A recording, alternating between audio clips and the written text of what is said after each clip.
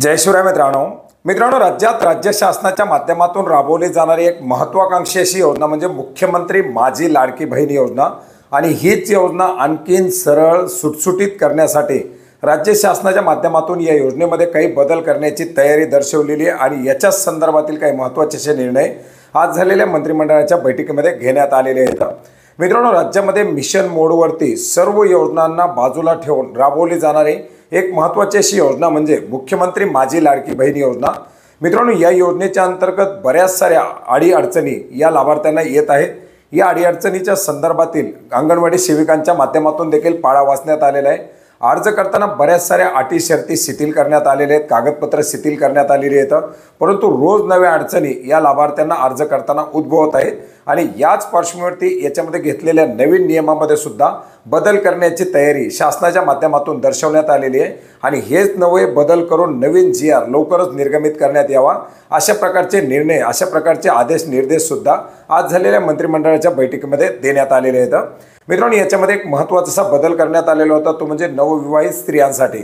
आपण पाहिलं होतं की नवविवाहित स्त्रियांचं नाव रेशन कार्डमध्ये नसल्यामुळे या स्त्रियांना कागदपत्र अपलोड करताना अडचणी येत होत्या। आणि याच पार्श्वभूमीवरती ज्या स्त्रियांचं रेशन कार्डमध्ये नाव नाही त्या स्त्रियांना विवाह नोंदणी प्रमाणपत्र अशी कागदपत्र मागण्यात आलेली होती। परंतु विवाह नोंदणी प्रमाणपत्र सुद्धा राज्यामध्ये आता महसूल विभागाचा संप चालू आहे, इतर काही ठिकाणी प्रॉब्लेम सुरू आहेत, अंगणवाडी सेविकेच्या माध्यमातूनही मदत केली जात नाही। अशा सर्व अडीअडचणी असताना नेमकी कागदपत्र कशा प्रकारे द्यायची हा प्रश्न पडलेला असल्यामुळे या सर्वाच्या संदर्भात आज महत्त्वाची अशी चर्चा झालेली आहे।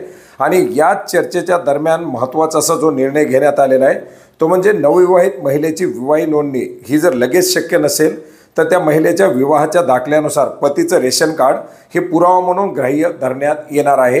मित्रांनो, याचबरोबर याच्यामध्ये पोस्ट पेमेंट बँकेचं खातं आपण यापूर्वी सुद्धा अपडेट दिले होतं, बऱ्याच जणांच्या माध्यमातून याच्यावरती देखील संशय घेण्यात आला होता। या योजनेच्या अंतर्गत लाभार्थी म्हणून लाभ घेण्यासाठी लेक लाडकी योजना असेल किंवा मुख्यमंत्री माझी लाडकी बहीण योजना असेल, या दोन्ही योजनांसाठी पोस्ट पेमेंट बँकेचं खातं हे ग्राह्य धरण्यात येणार आहे। आणि हे ग्राह्य धरण्यात यावं म्हणून सुद्धा GR मध्ये याच्या संदर्भातील बदल केला जाणार आहे। एखाद्या महिलेचा परराज्यामध्ये जन्म झालेला असेल आणि तिने महाराष्ट्रात आदिवास असलेल्या पुरुषाबरोबर जर विवाह केलेला असेल तर त्या महिलेला पतीच्या कागदपत्रावरती योजनेचा लाभ मिळणार आहे।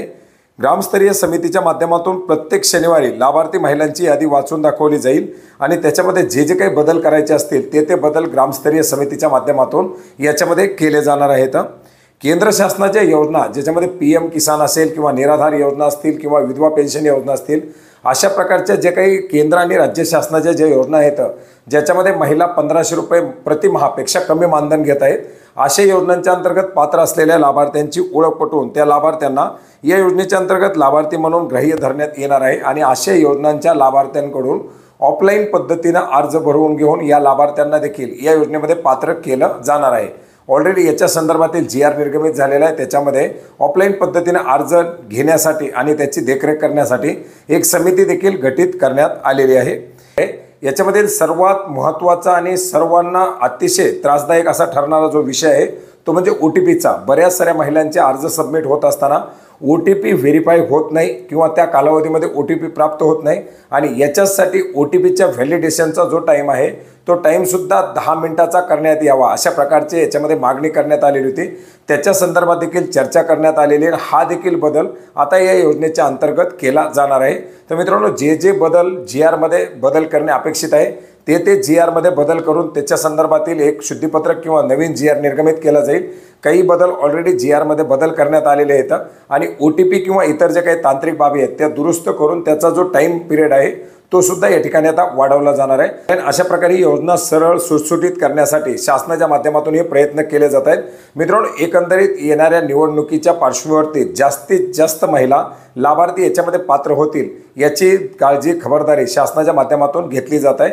मित्रांनो, याचबरोबर 15 ते 19 ऑगस्ट 2024 अर्थात रक्षाबंधनच्या कालावधीमध्ये रक्षाबंधनच्या दिवशीच या योजनेच्या अंतर्गत अर्थात मुख्यमंत्री माझी लाडकी बहीण योजनेच्या अंतर्गत जुलै आणि ऑगस्ट या दोन्ही महिन्याचं जे पात्र लाभार्थी पहिल्या टप्प्यामध्ये पात्र होतील यांना 3,000 रुपयाचं वितरण देखील केलं जाणार आहे। याच्याबद्दल आपण अपडेट यापूर्वीच घेतलेलं आहे आणि याच पार्श्वभूमीवरती या पहिल्या टप्प्यामध्ये जे लाभार्थी आता पात्र होत आहेत त्यांच्या तात्पुरत्या याद्या प्रकाशित करून त्याचं चावडीवरती वाचन करून त्याच्यामध्ये जे काही सुधार असतील ते सुधार करून लाभार्थी अंतिम पात्रतेमध्ये या ठिकाणी निवडले जात आहेत। मित्रांनो, याच्यानंतर सुद्धा जे लाभार्थी याच्यामध्ये अर्ज करतील 31 ऑगस्टपर्यंत ज्यांचे अर्ज येतील जे योजनेअंतर्गत पात्र होतील त्यांना सुद्धा 1 जुलैपासूनच मानधन मिळणार आहे, परंतु 19 ऑगस्टला जे लाभार्थी पूर्वी पात्र होतील त्यांचंच फक्त या ठिकाणी वितरण होणार आहे। तर मित्रांनो, अशा प्रकारे काही महत्त्वाचे बदल राज्य शासनाच्या माध्यमातून करण्याची तयारी दर्शवलेली आहे आणि याच्या संदर्भातील चर्चा आजच्या झालेल्या मंत्रिमंडळाच्या बैठकीमध्ये करण्यात आलेली आहे, ज्याच्याबद्दलचा अपडेट आपण या व्हिडिओच्या माध्यमातून घेण्याचा प्रयत्न केलेला आहे। मित्रांनो, याच्या संदर्भातील नवीन GR याच्या संदर्भातील जे काही नवीन बदल जे काही आपल्याला दिसून येतील किंवा जे काही आपल्याकडे उपलब्ध होतील ते आपण वेळोवेळी जाणून घेण्याचा प्रयत्न करूयात। भेटूयात नवीन माहितीसह नवीन अपडेट्ससह। धन्यवाद।